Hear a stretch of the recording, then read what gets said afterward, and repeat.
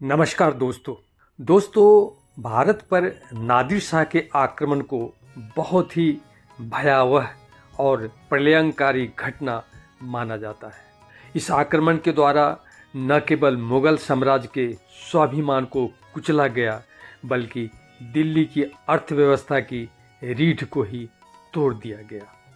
दिल्ली में अपार धन संपदा और हीरे जवाहरात की लूट हुई।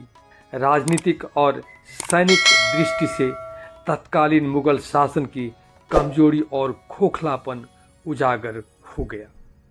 पहले से ही दम तोड़ते मुगल साम्राज्य को जबरदस्त झटका लगा और साम्राज्य के टूटकर बिखरने की प्रक्रिया तेज हो गई। विदेशी शक्तियों को लगा कि भारत पर चढ़ाई करने का उनके लिए अनुकूल समय है। नादिर शाह के आक्रमण के समय मोहम्मद शाह दिल्ली का बादशाह था, जो बहुत ही अयोग्य, अदूरदर्शी और अकुशल शासक था। वह देश की आंतरिक स्थिति और बाहरी दुश्मनों के बारे में बिल्कुल बेखबर था। मुगल दरबार में लापरवाही, साजिशों और कर्तव्यहीनता का वातावरण बना हुआ था। यह वातावरण आक्रमणकारी नादिर शाह के लिए बिल्कुल अनुकूल था।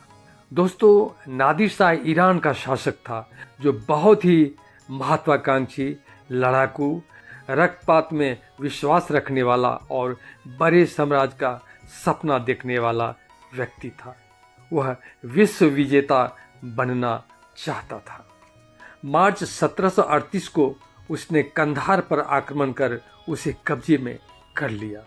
कंधार जीतने में उसको बहुत अधिक धन खर्च करना पड़ा था। उस धन की क्षतिपूर्ति करने और भविष्य की योजनाओं को कार्य रूप देने के लिए उसे भारी धन की जरूरत थी। इस जरूरत की पूर्ति वह भारत पर आक्रमण करके ही कर सकता था, क्योंकि भारत उस समय अपने धन दौलत के लिए विख्यात था। कई घटनाओं, बातों और विवादों को लेकर नादिर शाह और मुगल बादशाह के बीच युद्ध का माहौल बन गया था। 20 मार्च 1739 को नादिर शाह अपने सैनिकों के साथ दिल्ली आ धमका। उसने दीवाने खास के निकट महल में डेरा डाल दिया। उसी समय शहर में अफवाह फैल गई, नादिर शाह को कैद कर लिया गया है या उसकी मृत्यु हो गई है। ऐसे में बड़ी संख्या में लोगों ने ईरानियों पर आक्रमण कर लगभग उनके 3000 सैनिकों को मार डाला। नादिर शाह जब घोड़े पर सवार होकर चांदनी चौक तरफ बढ़ा तो उस पर भी गोली चली, लेकिन वह बच गया।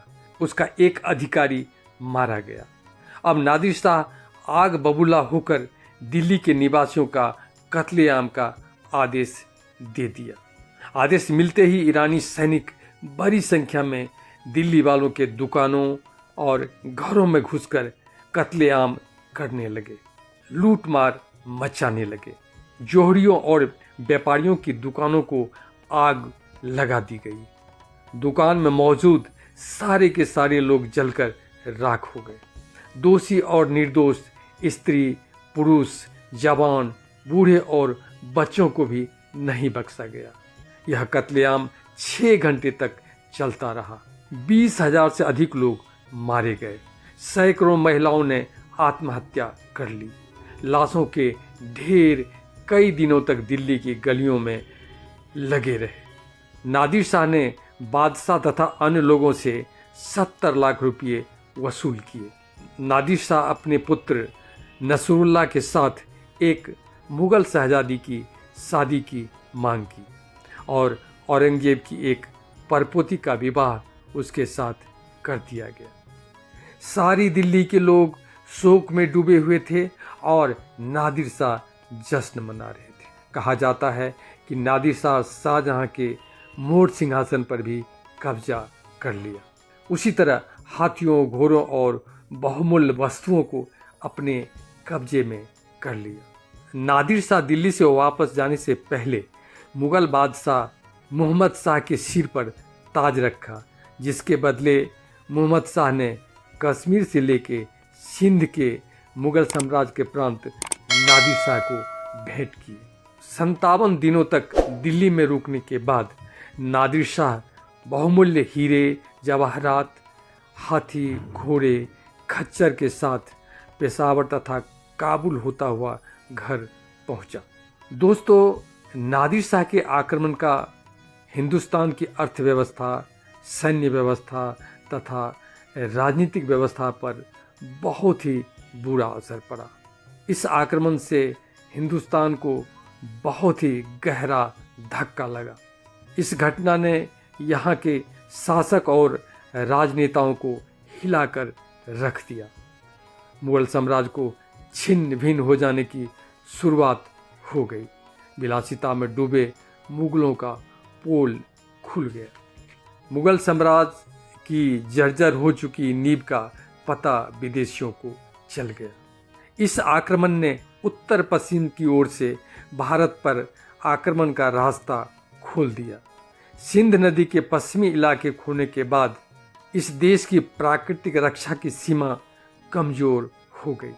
अरविंद लिखते हैं कि दिल्ली पर नादिर शाह के कब्जे और कत्लेआम ने लोगों में 3 सदी पहले तैमूर के हाथों हुए सर्वनाश की याद ताज़ा कर दिया।